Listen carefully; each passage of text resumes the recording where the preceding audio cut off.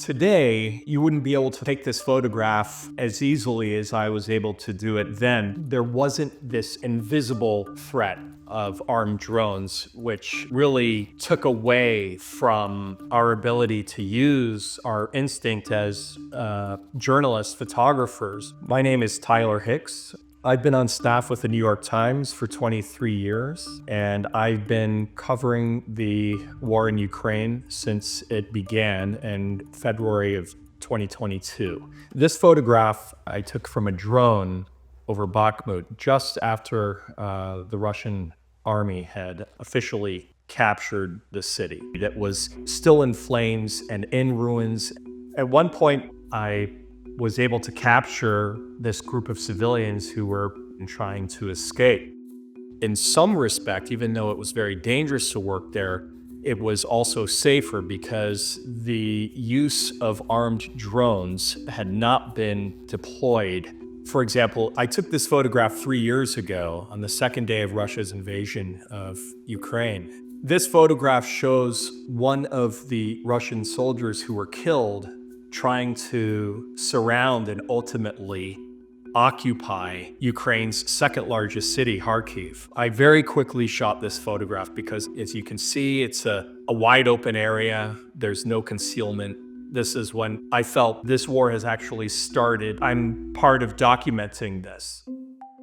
After the unsuccessful occupation of Kharkiv, the Russian military fell back and continued to try to weaken the city by bombardments.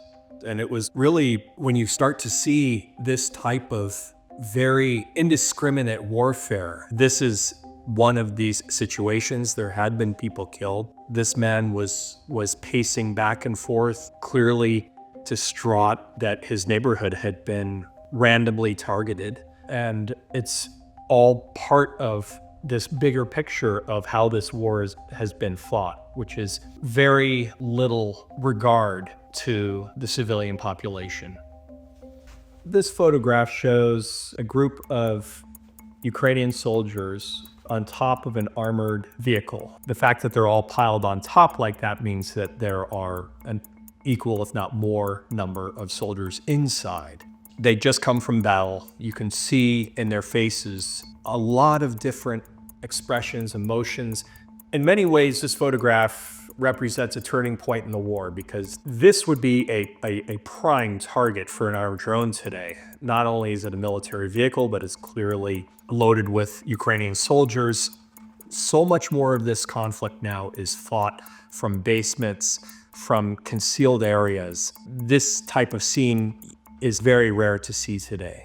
This day I was with a branch of the military called the White Angels, and they are specifically assigned to extract and rescue civilians who are left behind. In this case, we went to a very contested area that was actively under bombardments.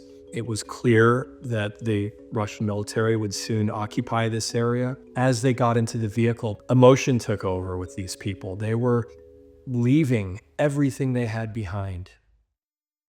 The technology is advancing so fast that on the ground, it's hard to know what is coming next, how to keep up with it, how to keep safe in the field. Our ability to photograph conventional warfare is almost completely erased.